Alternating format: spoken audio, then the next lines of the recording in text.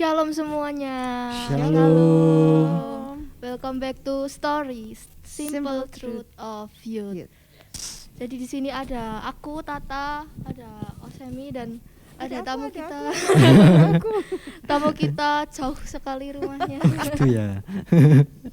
Oke. Story kali ini kita bakal bahas tentang setiap minggu kita lakukan, setiap bulan kita lakukan, bahkan setiap tahun juga kita lakukan ya Tante. Apa tuh? Apa tuh? Kita bakal bahas tentang persembahan. Okay. Persembahan.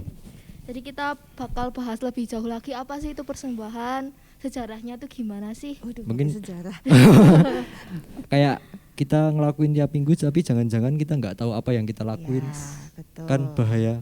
Kita cuma rutinitas. Ada juga yang mungkin pertanyaan-pertanyaan yang mungkin yang praktikal gitu ya Tante. Iya. Ya nanti kita akan bahas. Okay. Kita akan bahas urut. So yang pertama mungkin dasar dari persembahan dan sejarahnya persembahan. Mungkin sejarah singkat aja Tante.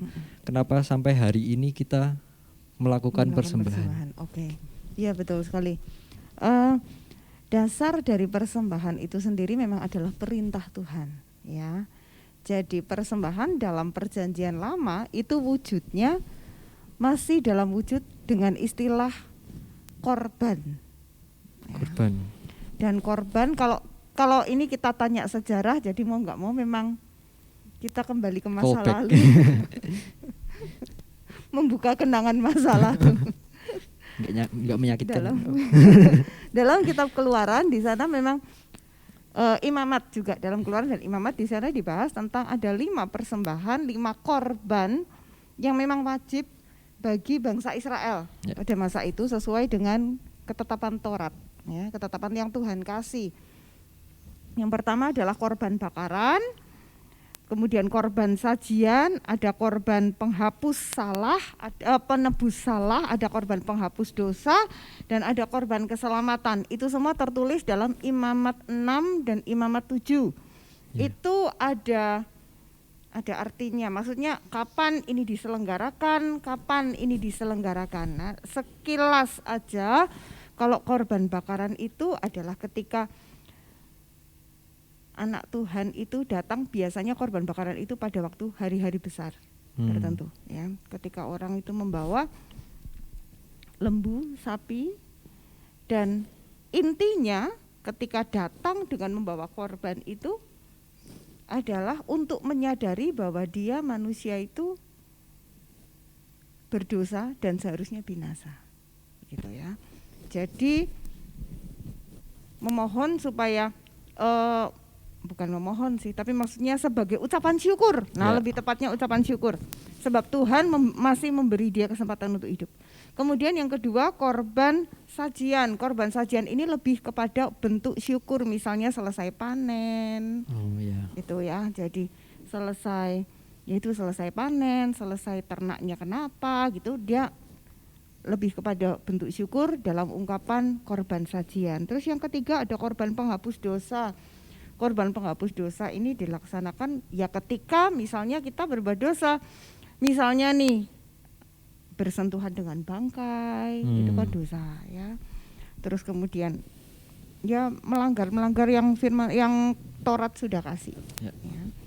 Terus nah untuk penghapus dosa maka kita membawa korban. Sekali lagi dalam perjanjian lama korban pada umumnya memang berkaitan dengan darah. Ya, jadi darah domba, darah anak lembu. Kecuali kalau korban sajian itu wujudnya bisa tepung, bisa minyak. Ya betul. Ya dari apa yang dia mau persembahkan, apa yang dia mau korbankan, ya. Tapi itu ada aturannya, ada takarannya juga. Terus kemudian yang keempat korban penebus salah. Korban penebus salah ini untuk dosa yang tidak sengaja kita lakukan. Misalnya naik motor nabrak kucing, nah itu loh. Tapi zaman dulu nggak ada motor.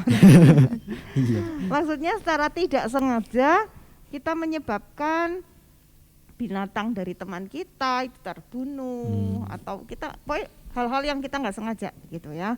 Nah itu maka kita mempersembahkan korban penebus salah. Dan yang terakhir adalah korban keselamatan. Korban keselamatan itu memang lebih kepada ibadah. Ketika kita datang ibadah, terus kita memberikan korban.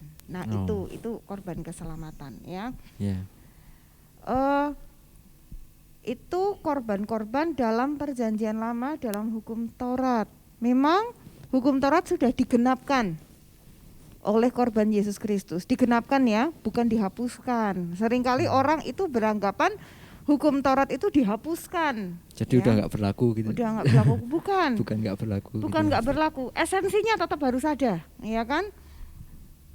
Termasuk jangan ada Allah lain di Ya. hadapan hadiratku, itu kan juga tetap harus ada. Hormatilah orang tuamu, itu tetap harus ada. Cuman kita memang tidak terikat lagi oleh yang namanya, bedanya kalau di Taurat itu orang itu hanya dituntun pada waduh aku berdosa, waduh aku salah, waduh aku berdosa. Itu kalau Ya. di Taurat, karena memang hukumnya Taurat itu memang teriakannya ya teriakan kamu salah gitu loh. Ayo kamu tadi barusan ngapain? Ayo, jadi lebih mendakwa, itu memang hukum Taurat. Tetapi lewat Kristus sekarang kita masuk di istilahnya zaman perjanjian baru, era kasih karunia. Jadi di sini kita tidak lagi lebih dituduh, ayo kamu berdosa, tetapi kita lebih kepada pengucapan syukur dan penyerahan hidup, lebih kepada cinta. Ya. Ya. Jadi terima kasih Tuhan, semua dosa saya sudah Tuhan hapuskan. Maka sekarang saya tuh mau apa? Kalau enggak mau menyenangkan hati Tuhan, kan kayak gitu. Ya. Jadi itu perbedaan mengenai korban di perjanjian lama dan perjanjian baru. Itu baru masalah korban bakaran. Sementara kalau untuk persembahan sendiri, persembahan itu juga banyak. Persembahan anak sulung ada sendiri. Banyak ya di Taurat. Ribet. Sebab anak sulung itu adalah milik Tuhan. Ya, jadi kalau milik Tuhan, pemahamannya itu harusnya diambil sama Tuhan kan, tapi dia masih dibiarkan hidup. Nah, untuk itu perlu ada yang namanya korban. Ya. Jadi terima kasih Tuhan sudah membiarkan anak ini hidup. Ya. Terus ada juga ketika umur 20 tahun, waktu mendaftarkan diri, waktu disensus, umur 20 tahun itu juga harus bawa persembahan, bawa korban. Ya, jadi kalau memang kita ikuti tata caranya Taurat, itu memang banyak sekali, ya banyak sekali. Baik itu korban berupa domba, burung tekukur, berupa tepung, berupa garam, berupa minyak, berupa banyak banget. Ya. Dan karena memang Taurat sudah digenapkan, jadi kita tidak lagi terikat pada tata cara ritual, tetapi esensinya harus tetap ada. Nah, kalau masuk ke perjanjian baru nih, aku lompat dikit ya. Ya. Masuk ke perjanjian baru, terus kalau gitu kita nggak usah persembahan, kita nggak usah korban. Nah gitu. Nah ya itu. Kan soalnya semua udah diambil sama bukan, maksudnya semua udah ditebus sama Yesus Kristus kan. Kalau dalam perjanjian lama kan harus ada darah domba. Kalau sekarang kan udah Yesus sudah mati, kan sudah cukup itu darah Yesus menyucikan dosa saya. Apakah berarti terus saya tidak perlu mempersembahkan? Jangan salah, persembahan perjanjian baru itu justru persembahannya lebih berat dari perjanjian lama. Apa yang dituntut? Persembahkanlah tubuhmu. Bukan cuman dalam bentuk materi ya. Tubuh itu 1 kali 24 jam loh. Kita ngawasi tubuh kita ini dan mempersembahkannya untuk Tuhan. Kalau maaf kata, kalau persembahan materi itu bisa, ya kalau kita belum kerja kan, Ma minta duit, Pa minta duit buat persembahan. Kita bisa begitu dan itu selesai gitu loh. Numpang pakai orang lain. Tapi kalau sebetulnya yang dikehendaki Tuhan itu kan bukan persembahan materinya. Inti dari persembahan yang memang terdapat dalam konsep perjanjian lama itu sudah ada harusnya. Apa itu? Jadi ketika kita mempersembahkan itu bapak hati. Sebetulnya dalam perjanjian lama kan yang disasar itu hati. Cuman karena pada masa itu juga manusia itu fasilitas juga enggak seperti sekarang. Sekarang kan kita ada HP. channel rohani, YouTube banyak, televisi banyak. Wah, sekarang ini limpah sekali, puji Tuhan. Dan untuk itu kita itu lebih bisa digiring untuk dekat sama Tuhan. Tapi dalam perjanjian lama, lu kalau Tuhan tidak menampakkan diri, lu Abraham mau gimana coba? Kalau Tuhan itu tidak menampakkan diri kepada Abraham, itu enggak gampang loh dalam perjanjian lama. Abraham maksudnya sampai dia itu bisa hidup menurut tuntunan Tuhan. Enggak ada yang namanya Alkitab kan belum. Pada masa itu belum ada. Nabi pun belum ada zamannya Abraham. Jadi kalau sampai Abraham itu dikatakan bapak orang beriman, itu betul. Karena ketika Tuhan berfirman, dia nurut, dan nurutnya itu total. Wah, itu luar biasa banget. Abraham betul-betul menanggalkan segala kenyamanan. Jangan dibilang, oh ya Abraham waktu dipanggil Tuhan waktu dia bangkrut sih, waktu lagi nggak punya duit. Enggak loh ya. Dan Abraham dipanggil Tuhan, dia pun keluar, dia ajak seluruh isi keluarga. Ini nggak gampang, termasuk orang tuanya. Itu nggak gampang banget. Tapi Abraham lakukan itu dengan penuh ketaatan, dan bukan cuma taat, setia loh. Dia itu sama Tuhan itu setianya luar biasa. Makanya Tuhan itu sampai tidak keberatan disebut Allahnya Abraham. Keren banget. Bahkan sampai ada beberapa kesaksian dari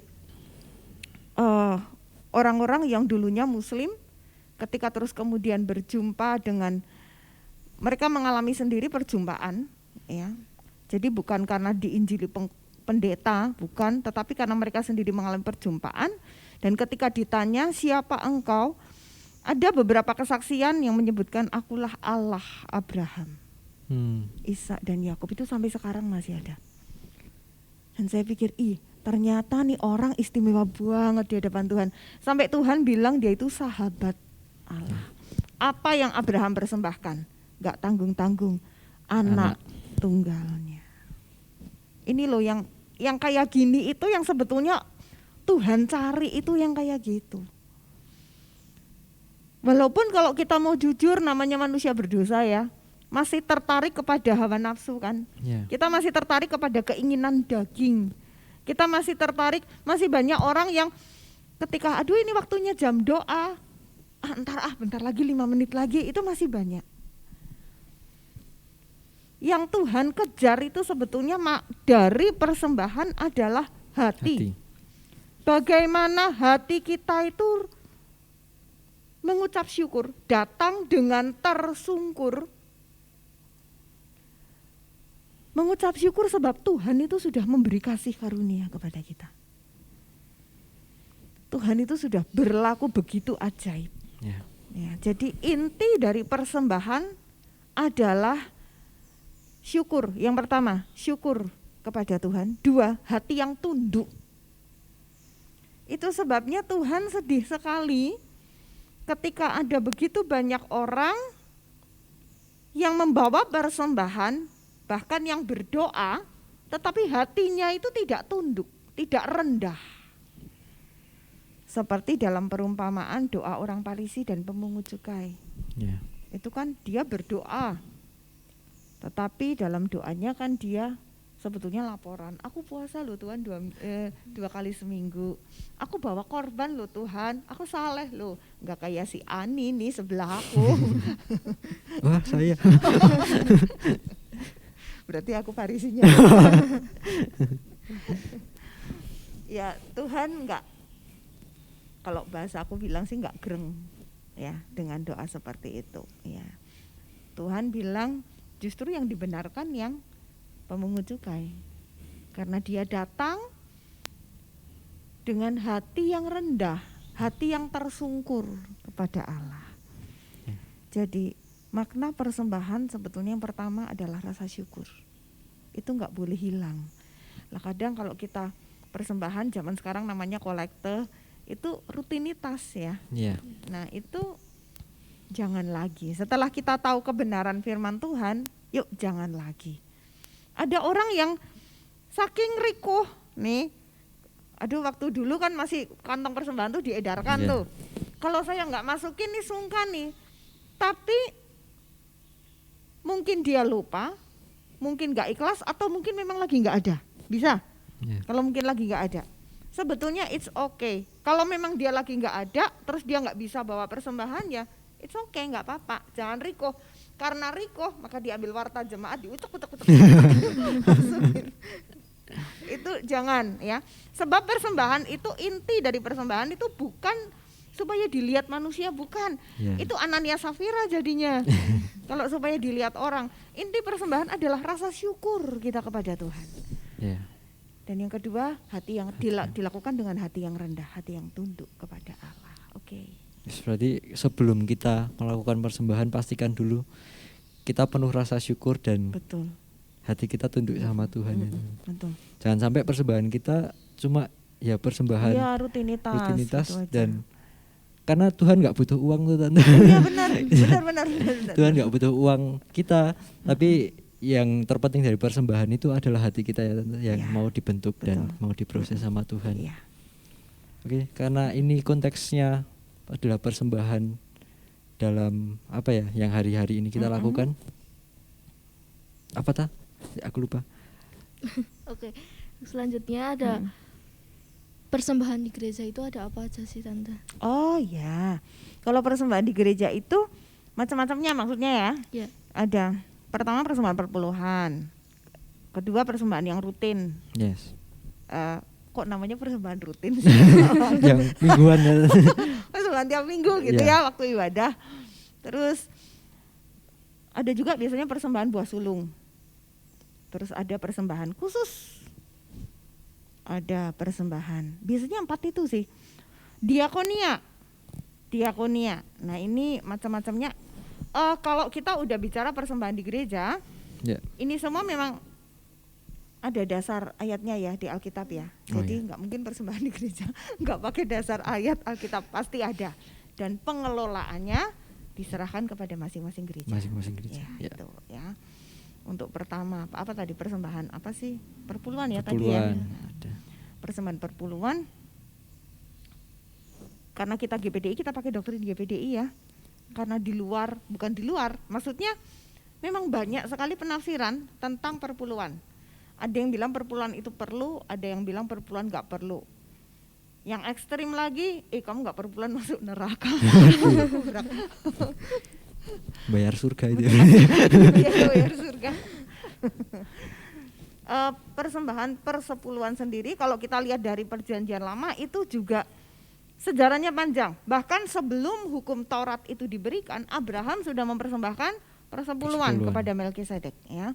Yakub dia juga mempersembahkan persepuluhan. Ketika dia nasar Tuhan, waktu dia lari dari Esau, kalau nanti aku pulang dengan selamat, aku akan memberikan persembahan persepuluhan ya. Terus kemudian masuk dalam zaman era hukum Taurat, persembahan persepuluhan itu lebih diatur untuk imam dan para Lewi. Nah ini dalam Taurat itu sudah diatur persembahan persepuluhan itu diberikan bagi Harun dan keturunannya. Kenapa kok diberikan bagi mereka yang mengurusi rumah Allah, mengurusi kemah suci? Karena Harun dan keturunannya itu nggak dapat warisan. Jadi kalau semua suku, 11 suku yang lain kan mereka dapat tempat. Ya.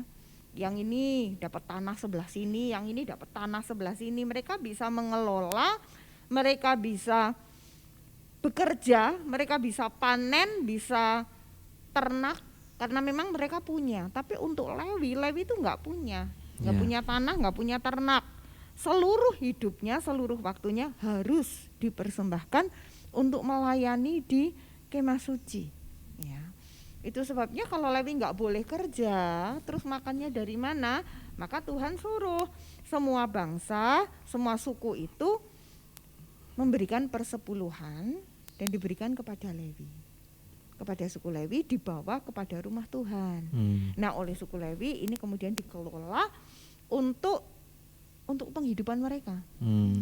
Nah dari situ muncul kemudian, karena itu memang ada contohnya di Alkitab, maka GPDI pun memberlakukan hal yang sama. Sebab hamba-hamba Tuhan di GPDI kan nggak digaji. Kalau yang di organisasi lain Boleh sih, mereka menetapkan gaji ya boleh-boleh aja. Cuman di sinode GPDI kita kan hamba-hamba Tuhannya nggak digaji. Jadi dari mana kalau udah hamba Tuhan nggak digaji, nggak ada persepuluhan, maka nanti terus hamba Tuhannya kan, kalau misalnya hamba Tuhannya sering kurang makan, jemaat juga yang malu. Hamba Tuhannya kurus kering, kebanyakan doa puasa kepaksa. Itu juga nggak memberkati. Padahal di mimbar dia mengkhotbahkan Tuhan itu Allah yang mencukupkan, gitu kan. Mau nggak mau yang namanya hamba Tuhan punya keluarga juga, maka dia juga sebagai seorang suami kepala rumah tangga dia juga harus menghidupi anak istri. Kalau cari pekerjaan, kok gembala sidang kok kerja ya, gitu loh. Ntar giliran ada jemaatnya, ini ada jemaat yang minta didoain di rumah sakit, waduh maaf ini jam kantor, repot juga kan. Itu sebabnya di GPDI diterapkan gembala sidang sebisa mungkin full time. Kecuali memang kalau baru perintisan ya. Kalau baru perintisan itu kan biasanya jemaatnya 2-3 orang. Kalau namanya saja baru perintisan, jemaat 2-3 orang, masa langsung suruh perpuluhan? Belum dong. Kan gembala juga enggak sekejam itu sama domba ya. Apalagi kalau yang domba-dombanya maksudnya imannya belum dewasa. Ya. Sebab kalau domba yang belum dewasa kan bisa saja dombanya mikir, orang aku buat kebutuhan aku sehari-hari aja aku susah.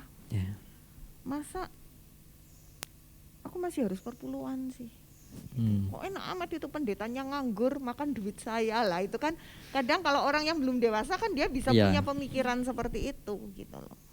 Itu sebabnya kalau memang masih perintisan dia masih mau dia kerja boleh, tapi kerjanya juga sebagai paling guru agama, yang dekat-dekat lah, jangan sebagai tukang palak enggak, itu bukan pekerjaan ya kayak gitu. Terus kemudian kalau sudah mapan, maksudnya kira-kira jemaat sudah bisa menghidupi hamba Tuhan, ya sudah, lebih baik hamba Tuhan itu fokus kepada melayani Tuhan. Lebih baik lagi kalau anak-anaknya dibawa, diarahkan untuk fokus melayani Tuhan. Fokus melayani Tuhan jangan lantas dianggap bahwa selalu berkelimpahan, enggak. Tapi yang namanya hamba Tuhan itu asik kok.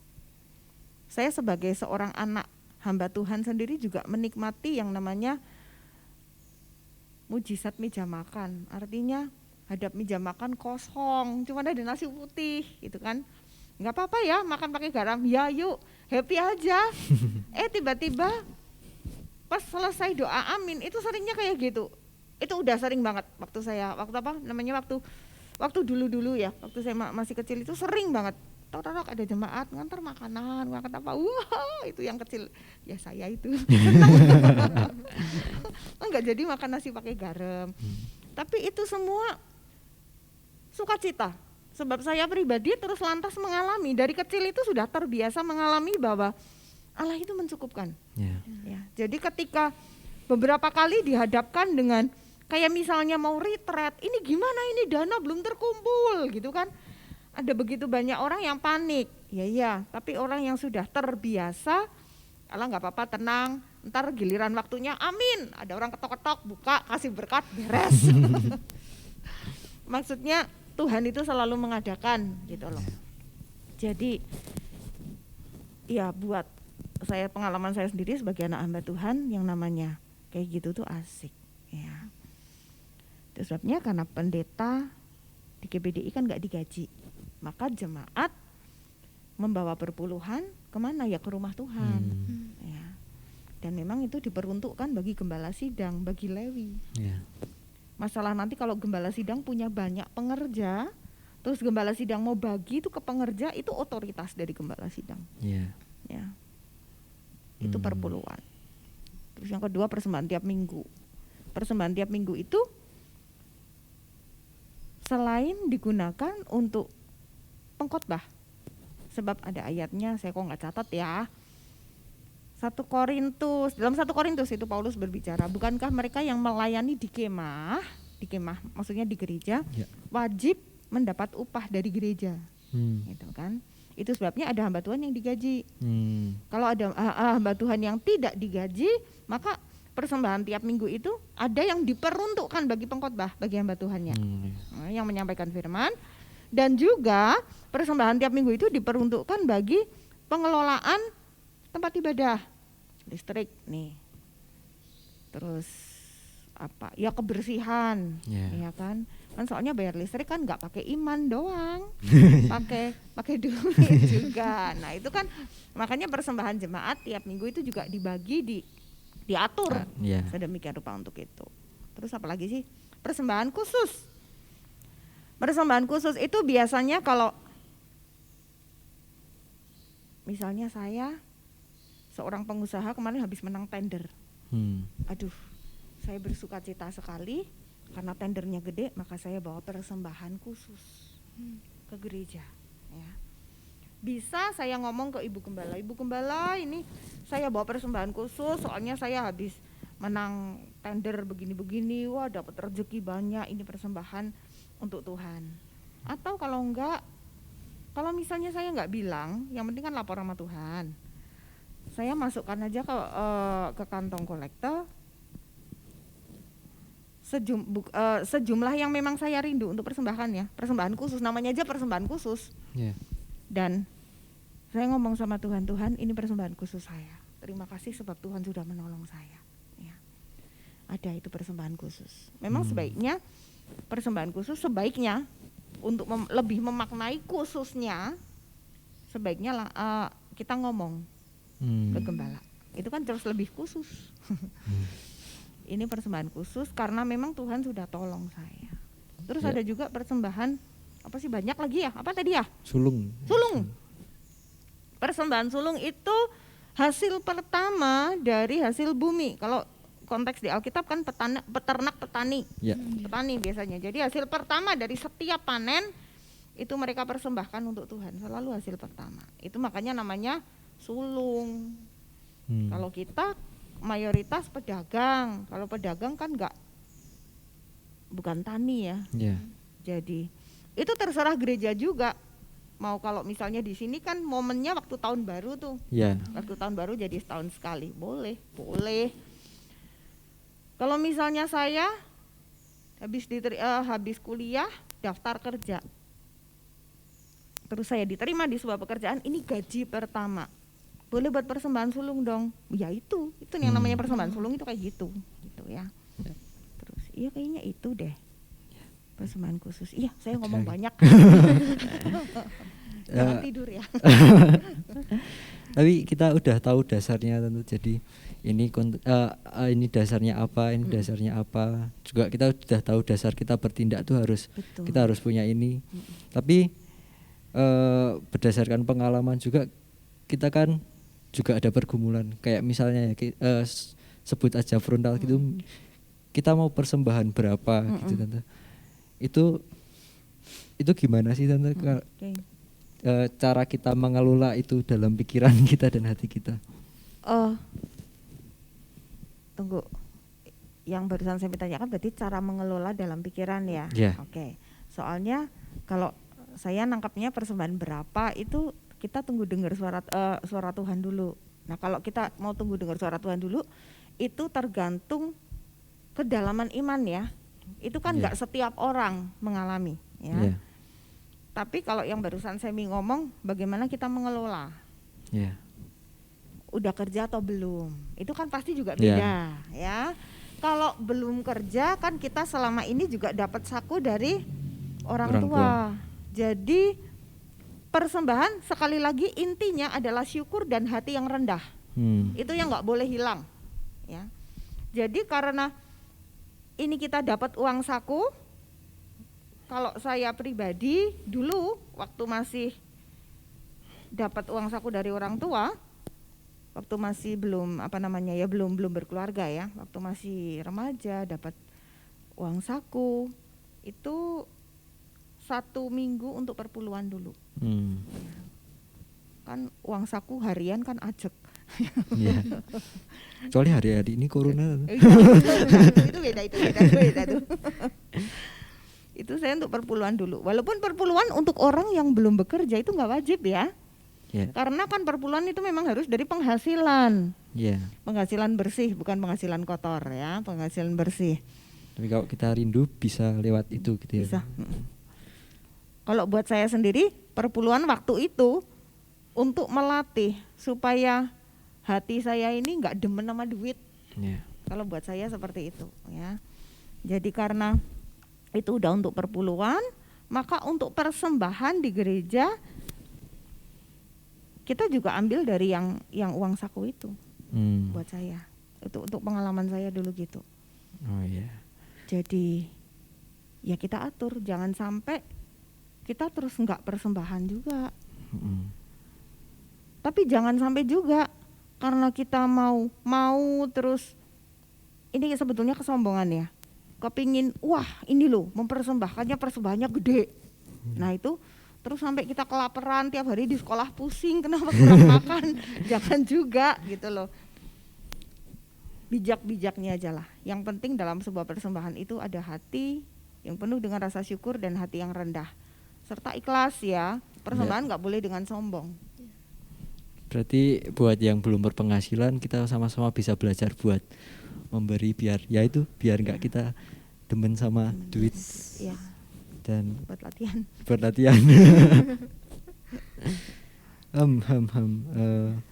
Terus kalau yang udah berpenghasilan, ini sering banget aku dengar pertanyaan ini, kalau perpuluhan itu dari penghasilan kotor atau bersih? Bersih. Perpuluhan. Kalau penghasilan kotor, penghasilan bersih itu dari dagang ya? Ya. Penghasilan bersih. Jadi misalnya ini saya kulaan 1 juta, terus kemudian masuknya misalnya 1,5 juta. Jadi berarti kan untungnya 500.000. Nah itu dari situ diambil perpuluhan. Perpuluhan itu bersih. Kalau yang karyawan, maksudnya dia terima gaji, itu nggak terlalu mikir soal bersih kotornya kan tergantung berapa yang dia terima. Kalau karyawan kan udah lebih enak, lebih nggak pusing mikir. Gitu. Nah selanjutnya ini dilema yang mungkin beberapa orang pernah ngalami ya. Kamu pernah? Nggak apa ya? Dilema ini. Jadi misal ya, katakanlah persembahan sulung gitulah. Karena sulung kan yang dikasih kan benar-benar sulung dan semua gitu. Betul. Katakanlah orang baru keterima kerja gitu tante. Terus dia rindu buat persembahan sulung. Betul. Tapi di sisi lain buat di bulan depan buat hidup juga kan tante. Nah itu terus boleh ngutang ngutang tapi uangnya buat persembahan gitu apa gimana tante? Apa nggak usah persembahan aja gitu? Jangan ngutang supaya persembahan, jangan. Tuhan kayaknya juga nggak happy kok kalau gitu. Nggak segitunya Benar, nggak sekejam itu. Perlu satu hal yang kita lihat ya, esensi dari persembahan tadi jangan sampai hilang, yaitu hati yang mengucap syukur dan hati yang rendah. Nah persembahan buah sulung itu kenapa sangat bernilai?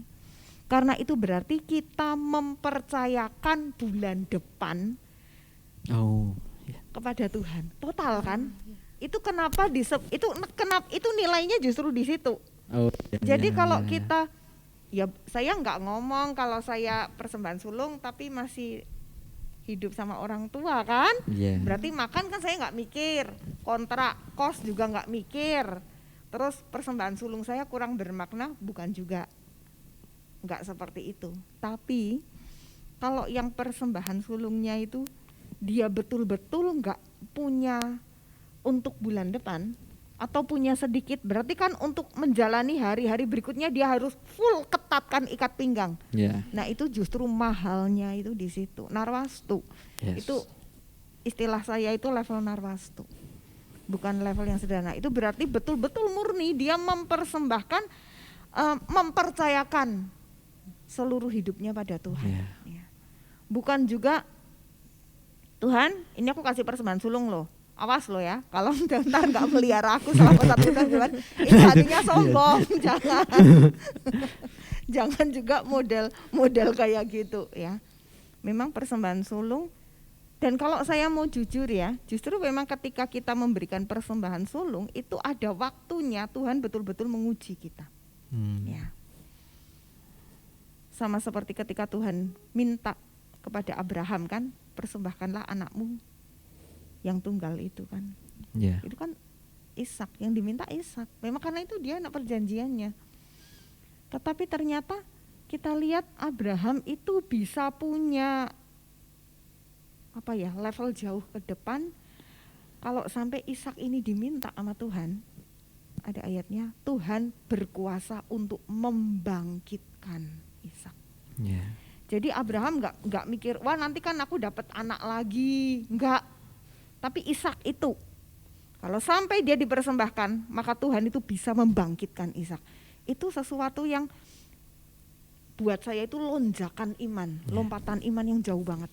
Karena zamannya Abraham kayaknya belum ada ya orang yang dibangkitkan setelah mati gitu loh. Tapi dia bisa punya pemikiran kayak begitu, dan itu wow, itu luar biasa sekali. Dan ternyata berdasar pengalaman saya juga, ketika kita berani persembahan sulung, itu ternyata Tuhan sangat tidak membiarkan kita itu kekurangan, itu betul. Yes. Dengan caranya ya, tapi Dengan bukan, caranya, bukan benar. dengan cara kita. Bukan. Jadi ketika kita mempersembahkan persembahan sulung itu, percaya deh Tuhan akan buka jalan. Jangan ketika kita mempersembahkan persembahan sulung hari Minggu, kita bawa persembahan sulung, Senin, waduh saya kepingin makan Korean food nih, tapi kok duit mepet, gimana ya kalau HP digadaikan? jangan gitu banget. Pokoknya hidup ikut tuntunan Tuhan. Ya. Cukup, dan itu pasti cukup. Kalau enggak berarti Tuhan bohong. Karena burung di udara dipelihara, sehelai rambut aja enggak jatuh tanpa seizin Tuhan kok. Benar, enggak usah takut. Kalau yang namanya perkara-perkara seperti itu, enggak usah takut. Asal hati kita tuh terarah kepada Tuhan, it's okay, beres. Yes. Terus Tante, posisi hati kita tuh gimana sih yang benar ketika kita ngasih persembahan sendiri, biar itu tuh nggak cuma rutinitas, tapi itu ada artinya. Ini buat menutup Oke. Ya. Oh, udah penutup ini iya. ya. Closing statement. Iya, benar.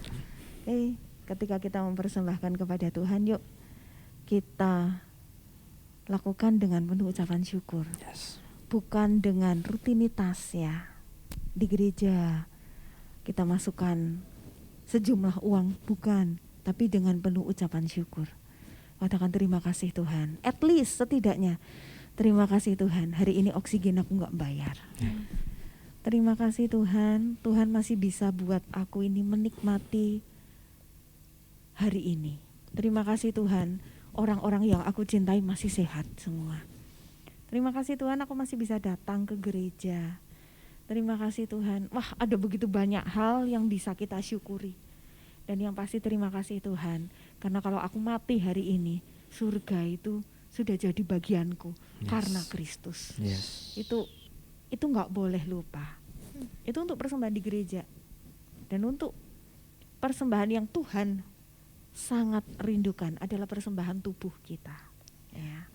1x24 jam, ayo awasi tubuh kita. Pakai ini sebagai alatnya Tuhan. Ya. Ini rumah Roh Kudus loh. Jangan sampai terus Roh Kudus itu nggak kerasan, ngerasa kok aku dicuekin, kok aku nggak bisa ngapa-ngapain di sini. Tapi biar Roh Kudus itu merasa ini rumahku. Aku mau hias rumahku seindah mungkin. Aku mau perbaiki, aku mau tata rumahku. Aku mau jadikan rumahku ini rumah mewah. Aku mau jadikan rumahku ini rumah yang penuh dengan cahaya kemuliaan. Ya, biar Roh Kudus itu bisa kayak gitu dalam tubuh kita. Bukan cuma di hati ya, tubuh kita. Dan dalam Ibrani juga ada satu persembahan yang Tuhan kehendaki, yaitu ucapan bibir yang memuliakan namanya. Ini juga gak kalah pentingnya dengan persembahan tubuh, dan sama beratnya dengan persembahan tubuh, ya kan? Masalah mulut, masalah lidah bibir, ini juga enggak sederhana, tapi mari kita mau sama-sama bawa ini sebagai persembahan kita. Ya. Sambil persembahan materi, it's okay. Jangan lantas, oh yang penting hati, materi nggak usah, bukan juga. Ya. Tapi jangan terus lantas, kalau udah kasih persembahan materi kita ngerasa kita bebas. Enggak. Tuhan itu sangat sayang kita. Yang disasar Tuhan itu kita, bukan duit kita. Ya, jadi yuk mari datang kepada Tuhan dengan hati yang memuliakan Dia, itu aja deh. Yes, betul banget. Tata ada lagi tidak, Tata? Enggak. Enggak ada. Ya, terima kasih Tante buat Makasih, Tante sharingnya. Desi. Iya. Mungkin aku juga mau kasih sesuatu closing statement karena besok aku mau jadi narasumber. Iya benar, bisa kawan-kawan ya. Iya dong, gantian aku yang nge-host. Jadi kalau kita udah mempersembahkan tubuh dan hidup, which is itu lebih berat dari hanya sekedar materi ya. Iya benar. Kalau kita udah mempersembahkan tubuh, otomatis dengan entengnya juga kita materi itu juga akan jalan. Benar. Itu Samuel 2000. Jangan. Oke, kita sudah di ujung perbincangan hari ini. Terima kasih Tante Desi buat Iya, sama-sama. waktunya. Terima Dan kasih Tata. berkati. Terima kasih buat semua yang sudah nonton. Terima kasih dan Tuhan memberkati dan jangan lupa like, Like, komen dan Subscribe. subscribe. subscribe juga. Terima kasih, God bless. God bless.